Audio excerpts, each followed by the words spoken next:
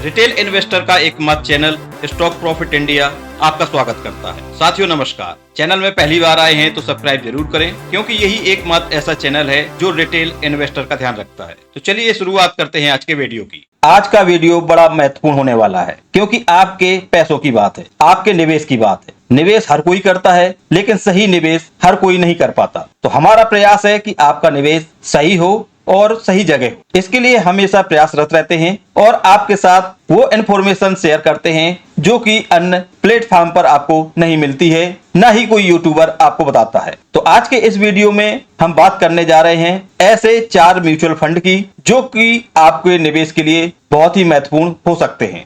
यहाँ पर हमारी किसी प्रकार की रिकमेंडेशन नहीं है, हम केवल डेटा के आधार पर आपके साथ शेयर कर रहे हैं। तो ये 4 म्यूचुअल फंड कौन से हैं वो आपको बताएंगे। साथ में वीडियो के लास्ट में यह भी बताएंगे कि म्यूचुअल फंड से आप हजारों रुपए कैसे बचा सकते हैं। म्यूचुअल फंड वही है, लेकिन आप बचत कैसे कर सकते हैं। तो ये होगी भाई वाली बात। तो चलिए सबसे पहले शुरुआत करते हैं उन 4 म्यूचुअल फंड की जो आपके पोर्टफोलियो में या आपके निवेश के लिए सही हो सकते हैं। यदि केवल आपको नाम ही जानना है तो वीडियो शुरू होने से पहले हम आपको नाम बता देते हैं। पहला म्यूचुअल फंड है किसी भी कंपनी का मिड कैप का, किसी भी कंपनी का मिड कैप का म्यूचुअल फंड। दूसरा म्यूचुअल फंड है किसी भी कंपनी का स्मॉल कैप का म्यूचुअल फंड। तीसरा म्यूचुअल फंड है आईटी सेक्टर का किसी भी कंपनी का म्यूचुअल फंड। और चौथा म्यूचुअल फंड है डिफेंस सेक्टर का म्यूचुअल फंड। तो ये 4 नाम आपने सुन लिए। आप चाहें तो वीडियो के लास्ट तक रुकें, और जो भाई वाली बात है जो कि रिटेलर साथियों को कोई नहीं बताता, वो हम आपको बताएंगे। हजारों रुपए म्यूचुअल फंड से, इन्हीं 4 म्यूचुअल फंड से कैसे बचा सकते हैं। तो बात स्टार्ट करते हैं पहले म्यूचुअल फंड से। पहला म्यूचुअल फंड है Motilal Oswal mid cap direct growth. अब यहां पर आपको ध्यान देने वाली बात यह है कि डायरेक्ट ग्रोथ और रेगुलर में क्या अंतर है। दोनों में अंतर आप साफ देख पाएंगे, वो हम आपको दिखा रहे हैं।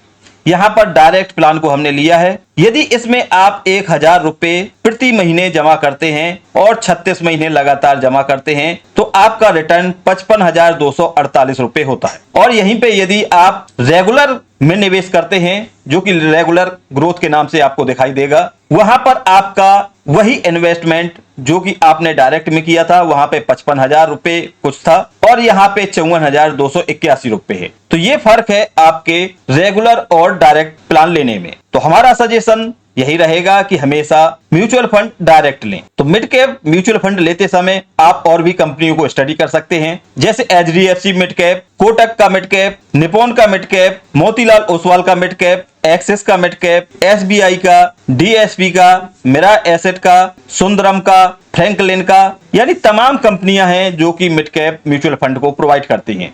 तो यहाँ पे आप थोड़ा सा स्टडी करें कि हमें किस प्रकार की कंपनी में निवेश करना है, क्योंकि होल्डिंग से आपको पता चलेगा कि वो म्यूचुअल फंड किस प्रकार की कंपनियों में निवेश करता है। हो सकता है कि वहां पर इंफ्रास्ट्रक्चर, फाइनेंशियल या टेलीकॉम या आईटी, हर म्यूचुअल फंड की अपनी स्ट्रेटजी होती है। वो किस इंडस्ट्री को प्राथमिकता देता है, ये उसका खुद का निर्णय होता है। दूसरा म्यूचुअल फंड है स्मॉल कैप म्यूचुअल फंड। हमने मिड कैप स्मॉल कैप क्यों चुना, ये हम आपको वीडियो के लास्ट में बताएंगे कि इसके पीछे चुनने की कहानी क्या है। तो दूसरे म्यूचुअल फंड की बात करें तो यहाँ पर Nippon India small cap fund, जो कि स्मॉल कैप कंपनियों में निवेश करता है, यहाँ पर आपको स्टडी करने लायक है।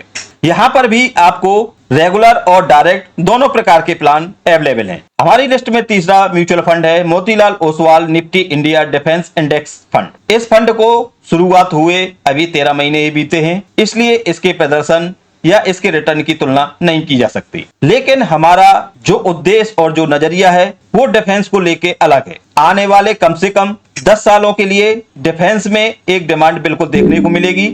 आने वाले वक्त पे हो सकता है कि फिर शांति का माहौल हो सकता है हो जाए, लेकिन अभी के समय पे हर देश में जिस प्रकार से वार चल रहे हैं और कि कोई भी किसी से कम अपने आप को नहीं मानता, इस हिसाब से डिफेंस हर देश की प्राथमिकता है। तो डिफेंस म्यूचुअल फंड हमने इसलिए चुना है कि आने वाले 10 सालों में तो ग्रोथ यहाँ पर आपको जरूर देखने को मिल सकती है।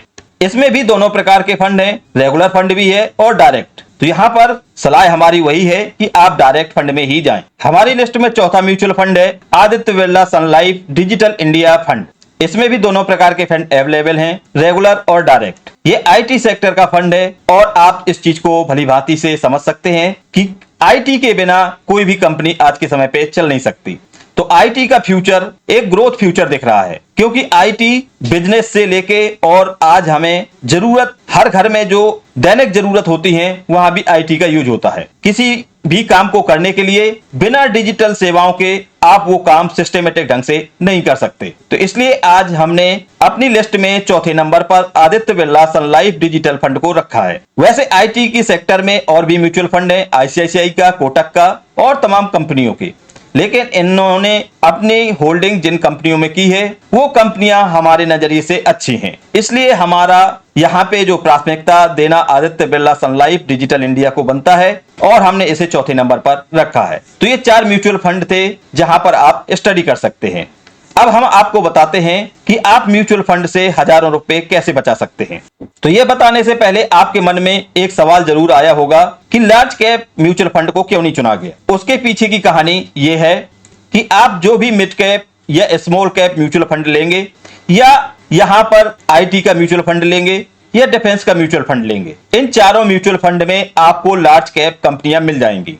तो हमें पर्टिकुलर लार्ज कैप कंपनियों में निवेश करने से ज्यादा बेहतर होगा कि हम इन चारों के थ्रू लार्ज कैप कंपनियों में निवेश कर पाएंगे। तो इसके पीछे का उद्देश्य यानी आपका जो निवेश है वो ऑटोमेटिक लार्ज कैप की कंपनियों में हो जाएगा इन चारों म्यूचुअल फंड के थ्रू। तो ये उद्देश्य था इन चारों म्यूचुअल फंड को कवर करने का। तो अब आते हैं उस बात पे जो कि आपके लिए बड़ी महत्वपूर्ण है, और वो है हजारों रुपए की बचत। वो बचत ऐसे होगी कि यदि आप इसी म्यूचुअल फंड को, आपके सामने स्क्रीन पे जो आदित्य बिरला सन लाइफ का म्यूचुअल फंड दिख रहा है, इसी म्यूचुअल फंड को आप अलग अलग ब्रोकर ऐप में देखेंगे तो वहां पर एक्सपेंस रेशियो अलग अलग पाएंगे। हम विशेष आभार व्यक्त करना चाहेंगे हमारे स्पेशल मेंबर प्रकाश कुलश्रेष्ठा जी का, जिन्होंने इस चीज का ध्यान दिया। आज हमारी उनसे काफी डिस्कस हुई म्यूचुअल फंड को लेके। हमने अपनी स्टडी में यह पाया कि जितने भी ब्रोकर हैं उन सभी ब्रोकर का अलग अलग एक्सपेंस रेशियो है एक ही म्यूचुअल फंड के लिए। और हमने लास्ट में यह भी पाया कि ग्रो ऐप में एक्सपेंस रेशियो बाकी ब्रोकर की अपेक्षा कम है। तो यदि आप म्यूचुअल फंड ग्रो ऐप के थ्रू करते हैं तो एक्सपेंस रेशियो यदि आपका 0.5 का अंतर भी है तो आप 36,000 पे लगभग 1,000 रुपए बचा पाएंगे। तो म्यूचुअल फंड में जो निवेश करता है वो केवल 36,000 रुपए निवेश करने के उद्देश्य से नहीं करता है, वो लाखों रुपए म्यूचुअल फंड में निवेश करता है। तो आपकी जो बचत होगी वो हजारों में हो जाएगी, यानी 36,000 पे आप 1,000 रुपए बचा पाएंगे। और यदि आपने 3 लाख से ऊपर का निवेश किया तो आप 10,000 रुपए एक म्यूचुअल फंड में बचा पाएंगे। तो ये हमने आपको भाई वाली बात बताई है कि आप किसी भी ब्रोकर के थ्रू म्यूचुअल फंड लेने से पहले अलग अलग ब्रोकर में यह चेक कर लें कि कौन सा ब्रोकर सेम म्यूचुअल फंड के लिए एक्सपेंस रेशियो कम ले रहा है।